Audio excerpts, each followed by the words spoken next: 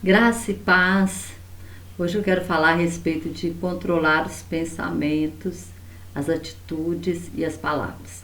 Quando nós controlamos o nosso pensamento, nós conseguimos controlar as nossas atitudes e as nossas palavras. A palavra de Deus fala lá em Coríntios, 1 Coríntios, que o nosso pensamento eles têm que ser levado cativo à obediência de Cristo. Muitas vezes nós ficamos cativos dos nossos pensamentos em vez de levá-los cativos. Eles é que tem que ser cativo nosso e não nós cativos dos pensamentos. Porque o pensamento, ele vira sentimento, ele vira ação, ele vai ter reação. Então, quando eu consigo controlar o meu pensamento, eu consigo reagir com racionalidade e não emocionalmente. Muitas das vezes, as emoções, né, elas nos colocam em situações complicadas. Então, muitas das vezes, a gente precisa usar a razão. E eu quero falar hoje a respeito de um personagem bíblico que usou, né, essas ferramentas. Controlou a mente, controlou a atitude e controlou as palavras. Ou seja, teve domínio próprio. Né? Porque quando a gente controla tudo isso, é um fruto do Espírito, que é o domínio próprio. E a palavra de Deus, então, aqui em 1 Samuel 25, eu quero falar sobre um personagem chamado Abigail. Acredito que você já ouviu falar da história de Abigail. Está em 1 Samuel 25. Qual que era o contexto? O contexto é que Davi estava fugindo de Saul nessa época, e ele foi, depois da morte de Samuel, começa, né, o versículo 25 falando da morte de Samuel, ele vai para o deserto de Parã, e lá ele ouve falar que havia uns tosqueadores no Carmelo, no Monte Carmelo. E ele vai então e fica com esses tosqueadores. Esses tosqueadores eram tosqueadores de Nabal, um homem muito rico mesmo. E eles estavam ali tosqueando as ovelhas, e Davi com os seus homens ficaram ali, né? Serviram ali de proteção para eles. Ficaram protegendo contra saqueadores, contra qualquer tipo de mal que pudesse acontecer. E no final, né, da tosquia ali, ele manda então 10 homens dele ir até Nabal, a casa de Nabal. E eles chegam lá na casa de Nabal, né, vai gentilmente falar paz, né, paz na sua casa, paz para você. E fala que Davi mandou pedir, né, que ele mandasse para eles mantimentos, suprimentos, né, porque eles estavam no deserto, eles não podiam trabalhar, estavam fugindo agora de Saul. Então, Nabal, ele manda uma resposta, ele dá uma má resposta. Ele fala assim que ele não conhecia nenhum Davi, que havia naquela época muitos fugitivos de seus senhores. Como assim que ele não conhecia Davi? Davi era chefe do exército de Israel. Davi tinha sido, né, chefe do exército de Israel. Davi havia matado o gigante Golias. Não tinha ninguém em Israel que não conhecia Davi. Mas ele não quis, simplesmente ele não quis. Porque iria fazer falta para ele? Não, ele era riquíssimo. Não iria fazer falta nenhuma, mas ele mandou essa má resposta. E os homens chegaram e falaram para Davi. E aí Davi, aqui em 1 Samuel 25, 13, olha o que Davi fala quando ele ouve a resposta de Nabal. Fala assim: pelo que disse Davi aos seus homens, cada um cinge a sua espada. E cada um cingiu a sua espada, e cingiu também Davi a sua. E subiram após Davi uns 400 homens, e 200 ficaram com a bagagem. Aí o verso 14, agora entra em cena, né? Então, quando ele ouviu a resposta, ele falou: não, vou matar a casa de Nabal, vou matar Nabal e até o menino. Ele fala que ele ia matar todo mundo, exterminar ali com a família de Nabal, com os servos, com as mulheres, com tudo. E aí, um dos servos chega para Abigail, que era a esposa de Nabal, e fala assim: porém, um dentre os jovens o anunciou a Abigail, mulher de Nabal, dizendo: eis que Davi enviou mensageiro desde o deserto a saudar o nosso amo, porém ele se lançou a eles. Todavia aqueles homens nos têm sido muito bons, e nunca fomos agravados deles, e nada nos faltou em todos os dias que conversamos com eles, quando estávamos no campo. De muro em redor nos serviam, ou seja, de proteção, né? Assim de dia como de noite, todos os dias que andávamos com eles, apacentando as ovelhas. Olha, pois, agora e vê o que hás de fazer, porque já de todo determinado está o mal contra o nosso amo e contra toda a sua casa. E ele é um tal filho de Belial que não há quem lhe possa falar. Ou seja, Abigail era uma pessoa acessível. Não é porque ela era mulher, né, de um homem riquíssimo, não é porque ela era uma mulher rica, poderosa, talvez, que ela não ouviu os servos, que não dava acesso aos servos, né, a ela. Ela ouviu aquele servo, ela parou e ouviu. E aí, quando ela ouve aquilo, nosso mal está determinado sobre toda a sua casa. Muitas, né, pessoas, muitas de nós poderíamos ficar desesperadas, né, poderia bloquear a mente. Se você não conseguir controlar o pensamento, você começa a pensar: nossa, ele vai vir mesmo contra nós, vai matar todo mundo, o que eu vou fazer? E aí a sua mente vem com aquelas, começa a te sabotar com pensamentos, né? Ah, foge, vai falar com seu marido, vai tirar satisfação com ele, fala com ele para tomar uma atitude, fala com ele para ir consertar o que ele fez, porque quem havia errado era ele. Então ela poderia ir lá, né, atrás dele, falar: ó, Nabal, toma, dá seu jeito, resolve a situação, fiquei sabendo que você fez isso, que você fez aquilo. Mas não, ela controlou o pensamento e ela tomou a melhor atitude. Porque quando nós controlamos o pensamento, você consegue controlar a sua atitude. O que ela fez? Ela mandou, no verso 18, fala assim: então Abigail se apressou, tomou 200 pães, 2 odres de vinho, 5 ovelhas guisadas, 5 medidas de trigo tostado, 100 cachos de passas, 200 pastas de figo passados, e pôs-o sobre o jumento. E disse ao seu jovem: ide adiante de mim, eis que vos seguirei de perto. Isso, porém, não declarou ao seu marido Nabal. Falou nada com ele. Ela foi porque não era a hora dela falar. Agora era a hora de agir. Então, a gente tem que pensar, dominar os nossos pensamentos. Não era a hora dela ir falar nada com ele, porque ele simplesmente ele não deixaria ela fazer isso.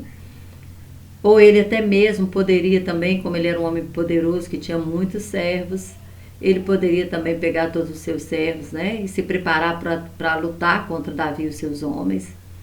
Então, assim, ela evitou o mal. Ela falou: não, eu vou consertar, eu vou ser sábia. E aí ela manda esses homens, manda comida na frente, ela vai atrás, né, no seu jumento. E quando chega perto de Davi, no 23, fala assim: vendo, pois, Abigail a Davi, apressou-se e desceu do jumento, e prostrou-se sobre o seu rosto diante de Davi, e se inclinou à terra, e lançou-se a seus pés e disse: ah, Senhor meu, minha seja a transgressão. Deixa, pois, falar a tua serva aos teus ouvidos, e ouve as palavras da tua serva. Davi devia estar com muita raiva, mas ela se prostrou em terra. Ela desceu, ela lançou os seus... Ela se prostrou sobre o rosto diante de Davi. E Davi, então, ele ouviu. Né? Porque se tem uma coisa que nós sabemos é que Davi ele era humilde. E que Davi ele se arrependia, era uma pessoa que se arrependia, era uma pessoa perdoadora. Então Davi aqui, ele deixa ela falar, ele ouviu ela. Eu imagino, né, a raiva que estava indo ele e os seus 400 homens para exterminar a casa de Nabal. Mas quando ela vem com o gesto de humildade dela, com a atitude dela, de mandar o suprimento, né, e de se inclinar em terra para consertar o mal que o marido havia feito, ele ouviu. E aí ela fala com ele assim, no verso 25, fala assim: meu senhor, agora não faça este homem de Belial, a saber, Nabal, impressão no seu coração, porque tal é ele, qual é o seu nome? Nabal é o seu nome, e a loucura está com ele. E eu, a tua serva, não vi os jovens de meu senhor que enviaste. Agora, pois, meu senhor, vive o Senhor e vive a tua alma, que o Senhor te impediu de vires com sangue, e de que a tua mão te salvasse. E agora tais quais Nabal sejam os teus inimigos, e os que procuram o teu mal contra o meu senhor. E o verso 28 fala assim: perdoa, pois, a tua serva essa transgressão, porque certamente fará o Senhor casa firme a meu senhor. Ou seja, casa firme a Davi, né? Porque meu senhor guerreia as guerras do Senhor. Ou seja, o que ela estava dizendo para ele? Essa guerra não é guerra do Senhor, não. Essa guerra é sua. Né? Essa guerra não é guerra do Senhor. E não tem achado mal em ti por todos os teus dias. E levantando-se algum homem para te perseguir, para procurar a tua morte, então a vida de meu Senhor será atada no feixe dos que vivem com o Senhor teu Deus. Porém a vida de teus inimigos se arrojará ao longe, como do meio do côncavo de uma funda. E aí, ela fala no 31. Então o meu Senhor não te será por tropeço, nem por pesar no coração o sangue que sem causa derramaste, nem tampouco haver-se salvado, meu Senhor, a si mesmo. E quando o Senhor fizer bem a meu Senhor, lembra-te então da tua serva. Então Davi disse a Abigail: bendito seja o Senhor Deus de Israel, que hoje te enviou ao meu encontro, e bendito o teu conselho, e bendita tu, que hoje me estorvastes de vir com sangue, de que a minha mão me salvasse. Porque na verdade vive o Senhor Deus de Israel, que me impediu de que te fizesse mal, que se tu não te apressaras, se não me vieras ao encontro, não ficaria Nabal até a luz da manhã, nem mesmo um menino. Então ela agora aconselhou Davi também. Ela disse: Davi, você guerreia as guerras do Senhor. Por que você vai matar pessoas inocentes? Por que você vai sujar a sua mão de sangue? De sangue? Porque quem que... Nabal é que havia ido contra ele. O que os servos tinham a ver com isso? O que os filhos dos servos tinham a ver com isso? O que as mulheres tinham a ver com isso? O que a própria Abigail tinha a ver com isso? Então ela falou para Davi: Davi, você vai sujar a sua mão de sangue à toa. Você vai sujar a sua mão de sangue inocente. E isto será contra ti. Porque Deus, né, Ele está preparando para você guerrear as guerras do Senhor. E não tem achado mal em ti por todos os teus dias. Mas se você derramar sangue inocente, o Senhor vai achar mal em ti. Então ela foi, impediu, né, a ruína da sua casa, a morte, né, de toda a sua família ali, de todos os seus servos, de todas as pessoas que viviam com ela. E ela também impediu que Davi, ele fizesse algo que seria prejudicial para a vida dele, para o reinado dele. E aí então, nós vemos o quê? Que ela foi sábia em ouvir o servo. Ela foi sábia em preparar o suprimento e levar mantimento para Davi. Ela foi sábia em se curvar, em se humilhar diante de Davi. O pecado era dela? Não. O pecado era do marido dela. Mas nós, como esposa, a palavra de Deus fala que nós somos um. Você é uma com o seu marido. Você é um com a mulher. Então, nós somos um. Então, Deus, quando olha para um casal, Ele vê um. E ela fala assim: seja minha a transgressão. Seja a minha transgressão dele. Porque eu sou esposa dele. E não só porque eu sou esposa, mas porque ele errou e eu estou aqui para consertar esse erro. Seja minha transgressão. Eu não ouvi o teu servo, eu não ouvi, eu poderia ter visto, mas eu não vi. Eu não vi. Eu fiquei sabendo depois e eu tomei uma atitude. Então, primeiro, ela foi sábia ao ouvir o servo. Ela foi sábia na atitude dela, né?